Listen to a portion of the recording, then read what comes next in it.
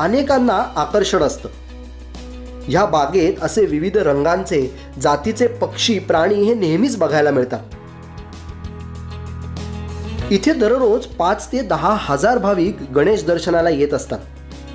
अनेक पुणेकरही सकाळी सकाळी व्यायामाला, चालायला अगदी रोज नित्य नियमाने येतात. श्रीमंत सवाई माधवराव पेशवे यांनी 1784 मध्ये तलावाच्या बेटावर छोटंसं मंदिर बांधून तिथे श्री सिद्धिविनायक गजाननाची स्थापना केली. इथल्या गणरायांची मूर्ती लहान पण अत्यंत सुंदर, देखणी, पांढऱ्या रंगातली आहे. मूळ मूर्ती कुरूड दगडाने बनवलेली होती. मूळ मूर्तीत 2दा बदलही झालेत. राजस्थानी कारागिरांनी सध्याच्या ह्या पांढऱ्या मूर्तीचं काम केलंय.